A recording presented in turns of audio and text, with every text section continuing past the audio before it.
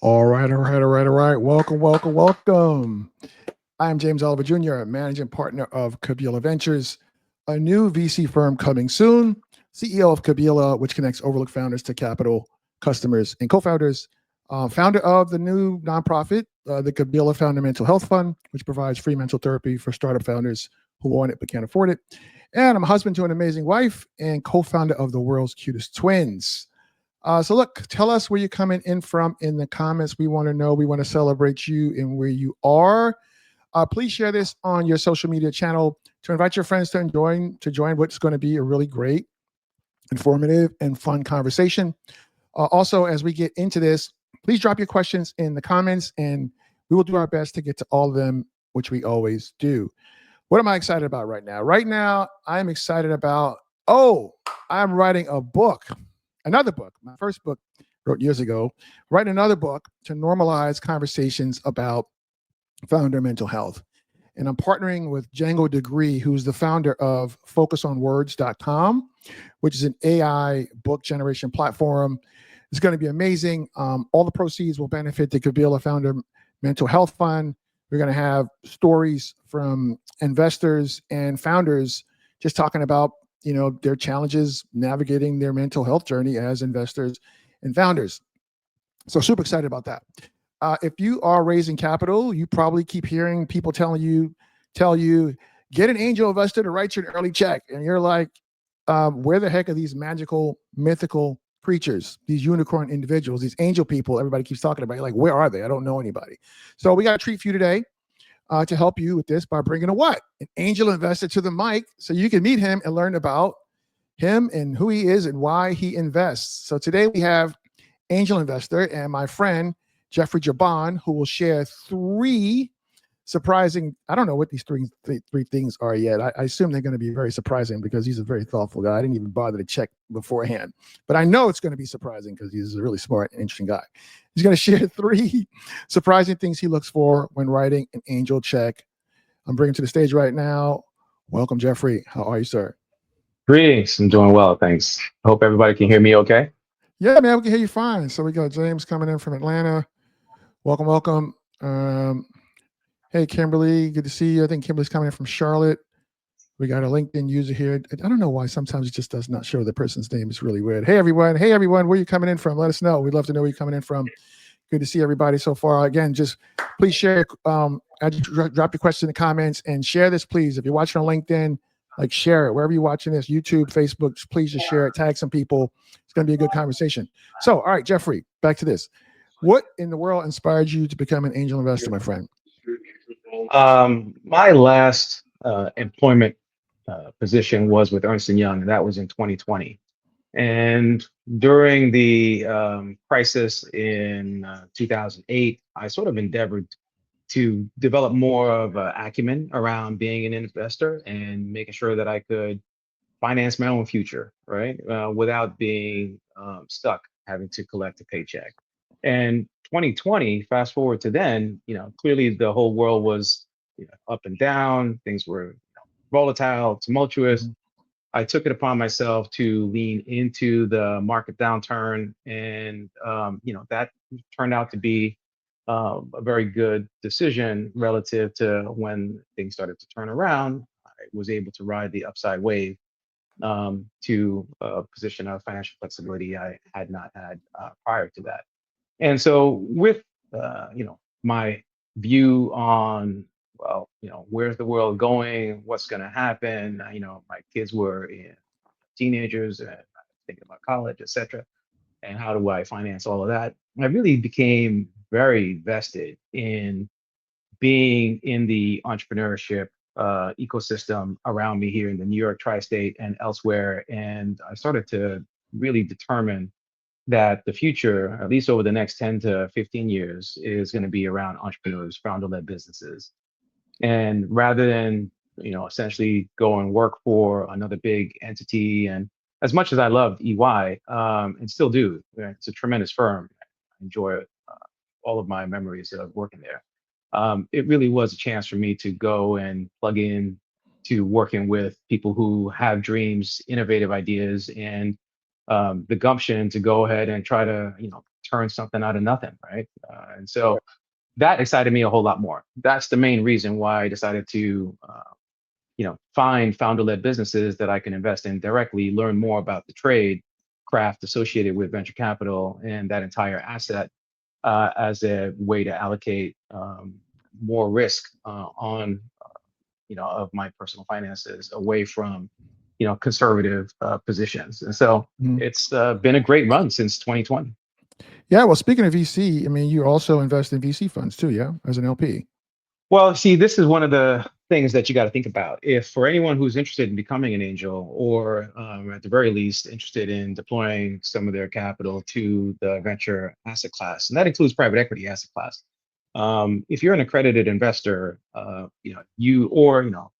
than that, a qualified purchaser, and you have some desire to add some exposure to additional risk into your portfolio, being a limited partner in a fund like I'm a committed LP in Kabila Ventures, which is the initiative that James has underway, is a great way to essentially participate in the upside of the entrepreneurial ecosystem without having to go and source deals yourself, because you've got a dedicated GP who is going to go out there and basically leverage the fund and the money that you're putting into the fund to deploy and support founder-led businesses so that you can get outsized returns, right? That's the Yeah. intention of doing it. And that's certainly for some people, a better way of going about it, as opposed to being an angel and trying to do things on your own. Yeah. Okay, cool, man. Well, yeah, I just think it's interesting that you're not only an angel, but you also invest in funds, like you just said. And that's actually how we met, as you mentioned. So are you currently deploying capital? I am currently deploying capital. I typically cap my check size at 50K, but I would say my average is somewhere between 5 and 15.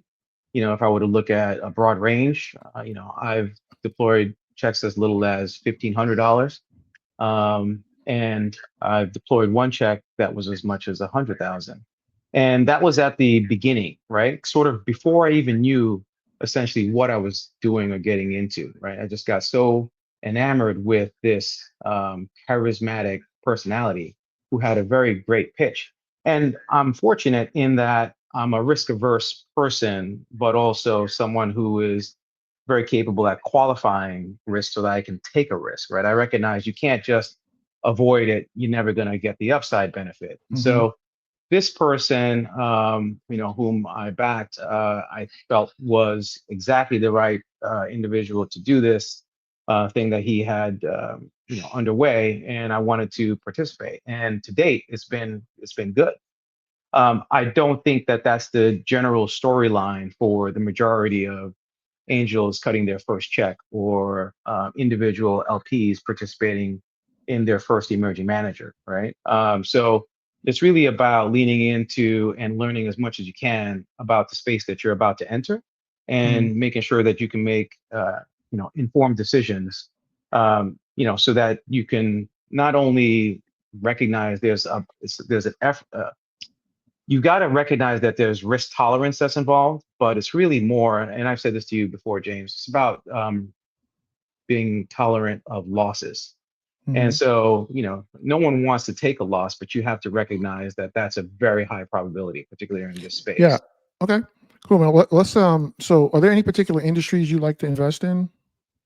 Yeah, so one of the things I'll weave into this surprising thing, right? One of the Okay. surprising things, Well, right? hold on. I'm not. And I'm not ready to ask you that one yet. well, Just I want to mean, stand but up. it's kind of dovetails. It's the same sort of thing. It's the other side of the coin. But Well, may I ask you particular. okay, but I don't want you to sneak in the surprising thing yet.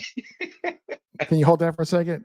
All right, let me think about, ask your question again. I'll answer it without revealing one of the surprise things. Right. Perfect. What are there any particular industries you like to invest in? At the moment, I like anything related to aerospace, defense, and that includes space, orbital silence, surveillance, and sciences. I like energy. I like nuclear. I am very thoughtful about AI and my approach to AI, but I've invested in several founder-led businesses that are creating tools for greater development of AI and language models. not so much, tools for individual users to just have more time in their day to do things that are interesting, right? Right, right, So, right, right. Okay. yeah, definitely And those are key points. I'm also a big fan of education technology, ed tech. Okay. so and anything that helps children. Okay. Perfect. Do you have do any crowdfunding investing like WeFunder type things? I have not participated in WeFunder. I've been invited to be a lead on a couple of things through WeFunder, but I have not just elected to do that Is that just you yet. just don't want to do it, or you just haven't found anything you liked? Well, yeah, I haven't found anything that I like because really I'm in this game not to be a philanthropist, right? Of Or course. I'm not altruistic really Right. necessarily, right? I'm really I want to make sure that I get significant amount of return Yeah. for the money that I'm deploying.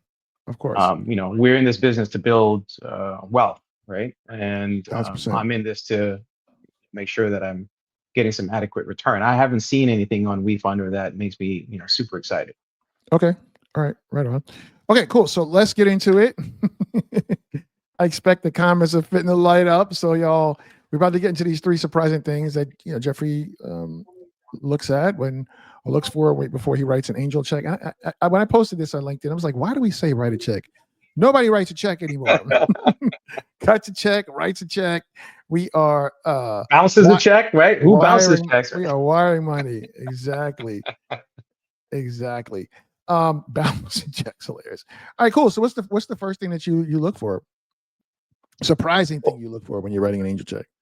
Well, is that it fits your thesis. And the reason why that's a surprise is a lot of angels don't necessarily think hard enough about what it is that they're doing and why, and what is the type of company that they want to invest in and why.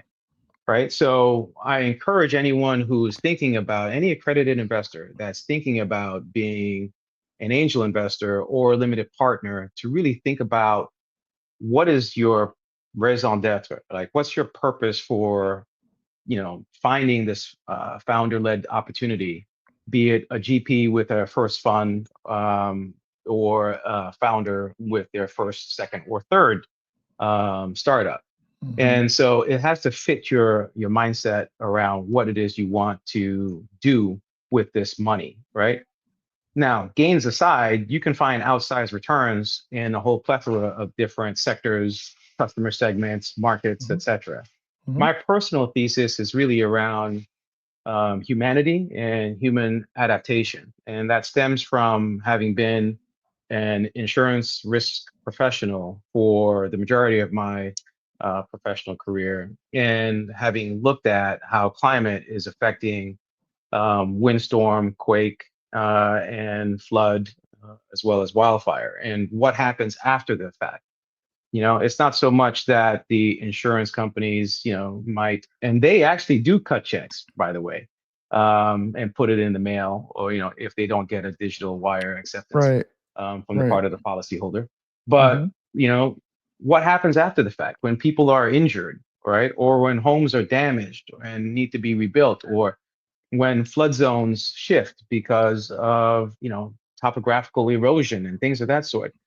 That got me thinking about, I mentioned earlier, orbital surveillance, right? And so I started thinking about, well, if there is better mapping of the terrain and visibility into the terrain, both pre and post catastrophic event, that would be helpful. So I started to find companies that are involved in that space that were founder-led businesses, and establishing relationships with both GPs like yourself, as well as founders who are trying to address those situations.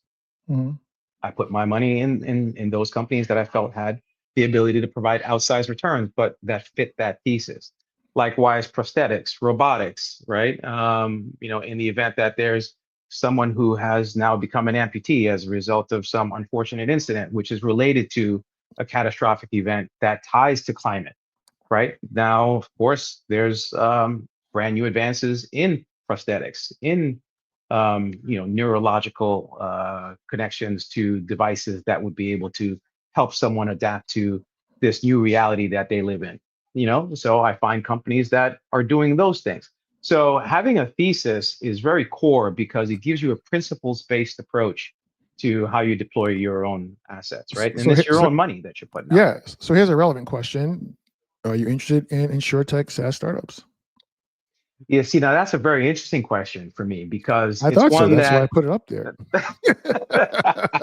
that's like the default, right? Like I'm an insurance professional and everyone just assumes that that's, where my head is at. But there's another element to this that I encourage people to think about is your own bias, right? It's very easy for you if you have some sort of, advanced expertise in a particular area to suddenly really want to invest and lean into that area.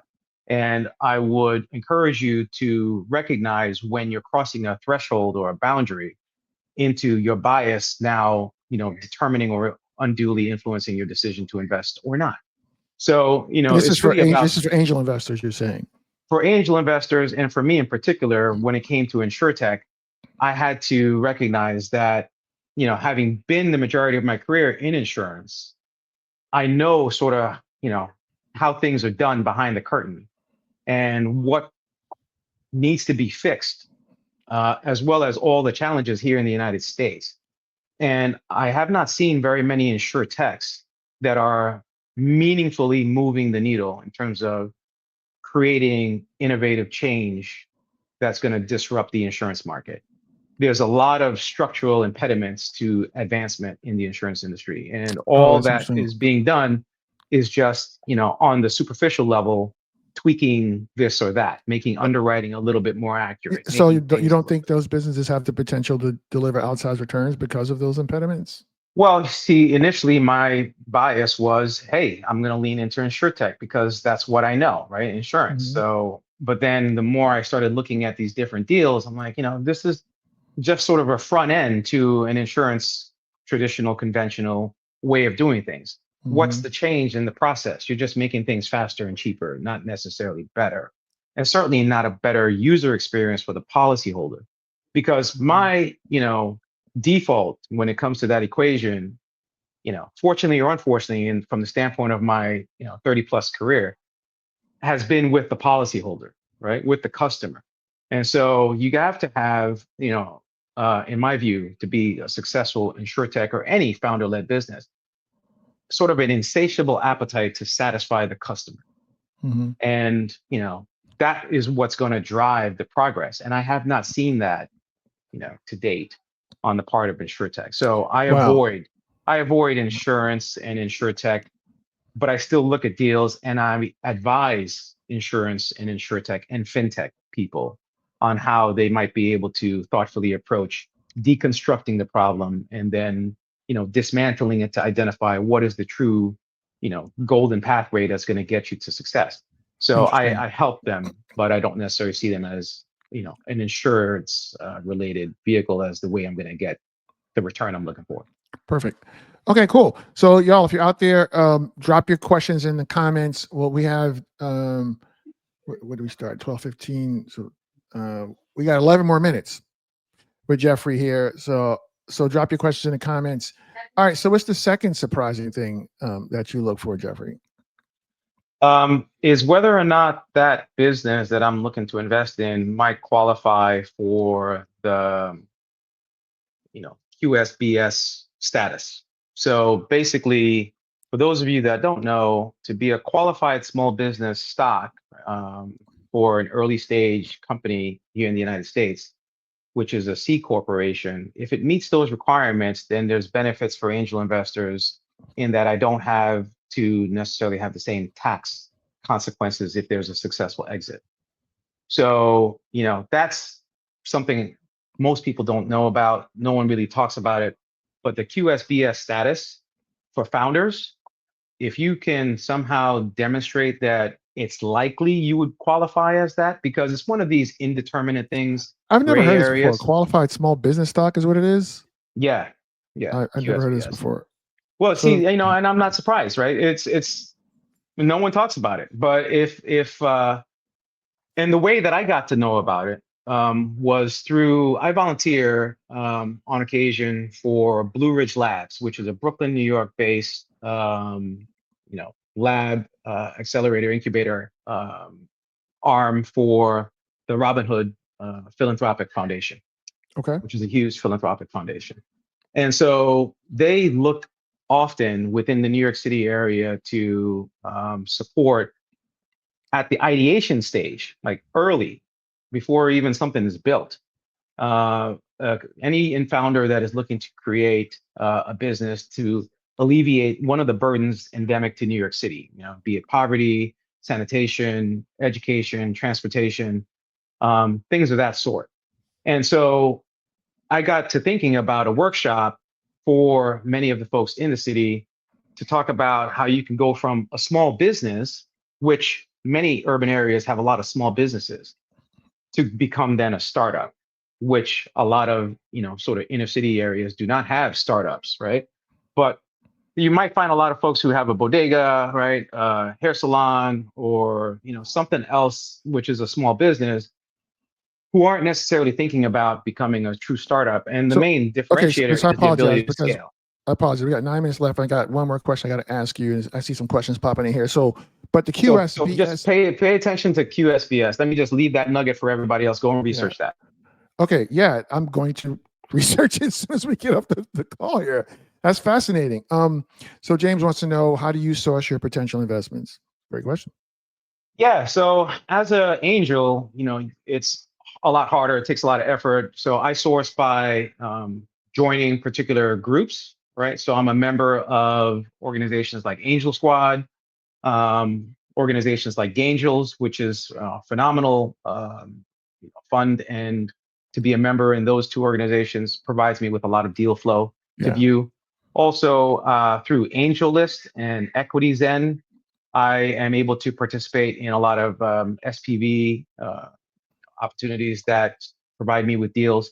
And then it's really all about trying to create relationships with the founders themselves, because the word of mouth is invaluable in terms of introducing you to, from one place to another. Okay. And it takes some work. Now, putting that aside, the other pathway is, of course, being an LP. If you're an accredited investor, I encourage you to, consider being a limited partner in a fund, and let that GP go and do all of that work in terms of deal Exactly. flow. That's exactly what I'm going to do. Okay, so here's a question from Pedro.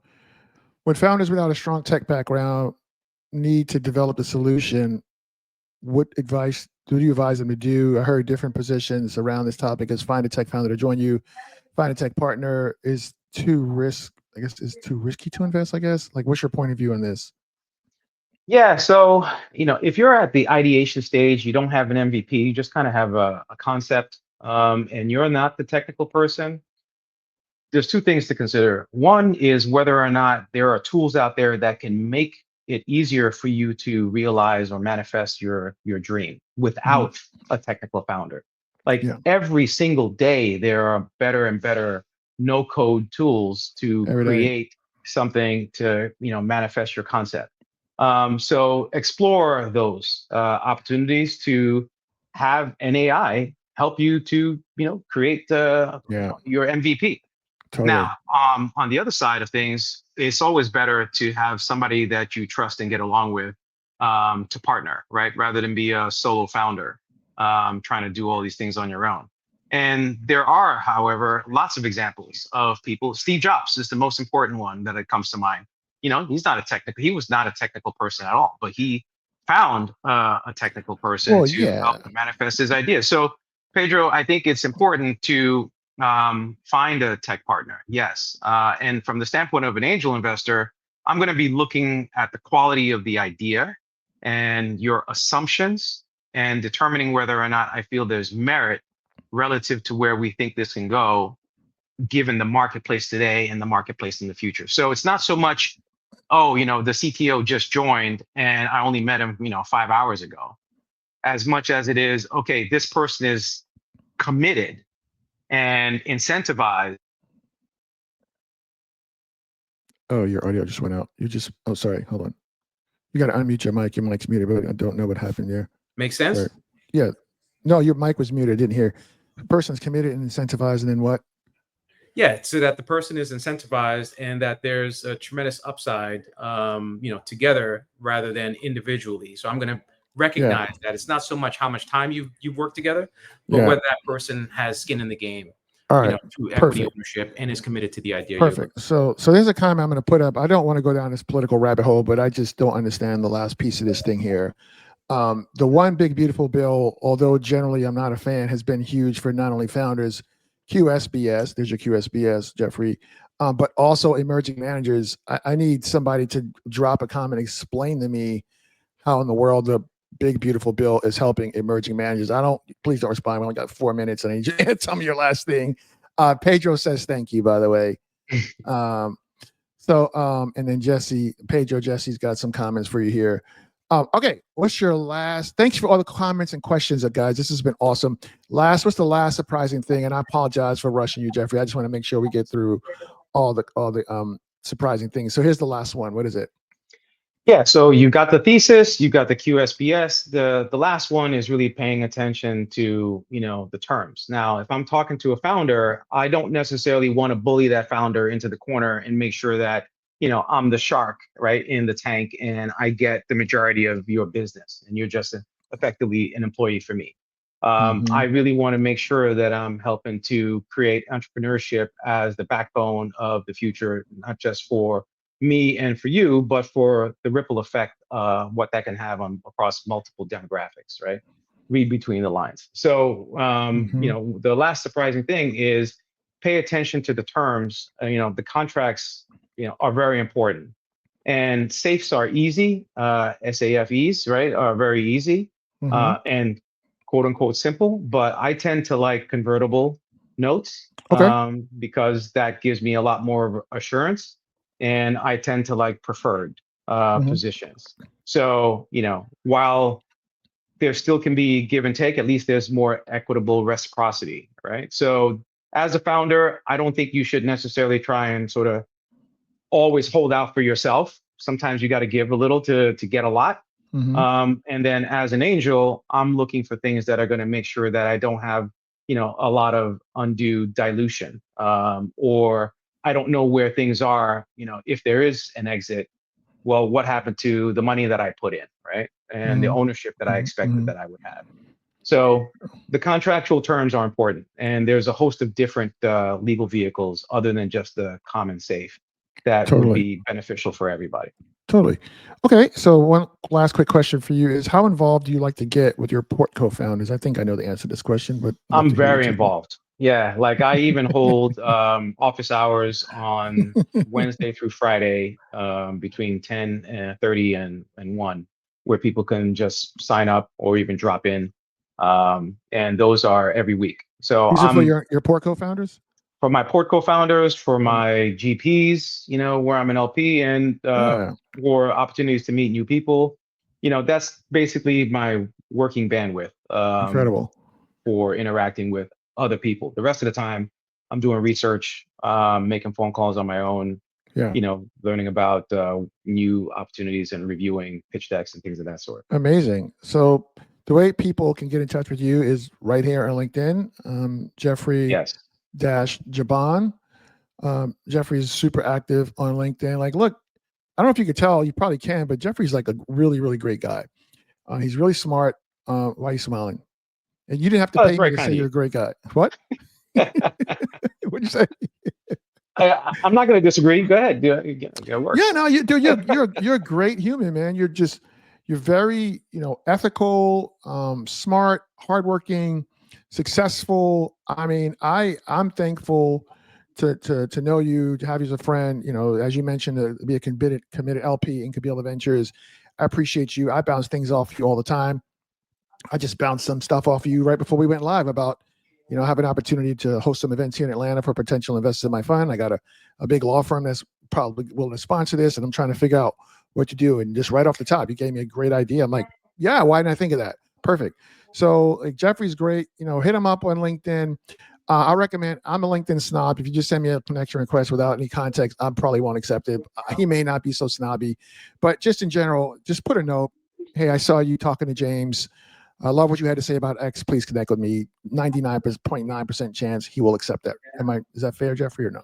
Oh yeah, that's very fair. You know, as long as I have a reason, I tend not to accept just sort of blank connects, you know, but if you are a snob like me, then you're LinkedIn snob like me. Perfect. No, because there's a lot of noise, right? Yeah, 1,000%. Just tell me what it is. How can, and a lot of times though, James, I'll tell you, I'll get some sort of blank connect request and I'll write that person and say, how can I help you? Tell me a little bit more about why you want to connect. Oh, you're better than me. I just delete it. No, I ain't got time to help them. Help me help you. No, what do you want? Bro. It's not clear. I don't have time. Sorry. I see that as one of the reasons why I'm here. And as a matter of fact, there's this one deal I'm looking at right now that started out in this way. This young founder hit me up, says, just said connect. And I'm like, oh, what is this? Perfect. Yeah, but then I asked them how they would like to connect. And that led to me reviewing the pitch deck. And, now they've got more advisors and it looks like things are starting to take off. Yeah. Well, in the future, that person should just put the note and explain exactly why they want to connect with you, because the 9 out of the 10 people will not be so kind to do what you did. But that's just me. All right. So we're going to wrap this up here in a second. So if you want to become a donor in the Kabila Founder Mental Health Fund, where we provide free mental therapy for US-based founders who want it but can't afford it, please go to go.joinkabila.com/therapy and make a donation. We're currently raising another $80,000 to help another 150 founders. We've done like 20 or 30 already. We do them every week, and we're partnering with Techstars to provide mental therapy for Techstars founders, but we need to raise more money. Please consider becoming a donor today by going to joinkabila.com/therapy. And, we're raising the fund, Kabila Ventures. We're going to be investing in founders out Kabila community. Go to kabila.mn.co and join our community today. And we got one last comment here. Where are you? I'll be sending a request. Not sure who that is, but you're going to be getting a request from somebody, and that is awesome. All right, everybody. We appreciate y'all. Stand by for the green room there, Jeffrey. And we're going to roll out here. I appreciate everybody. We'll see you next time. I actually have one coming up next week with Mitch Weiner, who Mitch was the CMO for DigitalOcean, which IPO'd. So he had a very successful exit. And he has this really cool tool for B2B marketers to help them figure out where in the heck their leads and their conversions are coming from. So we're going to be bringing him to explain how all that works. Super excited about that. And we're going to roll out. So amazing with the mental health support, James. Thank you so much. We'll see you next time. Stand by, Jeffrey. You're pulling you down 1 second. Okay, bud? You got it. Thank you so much.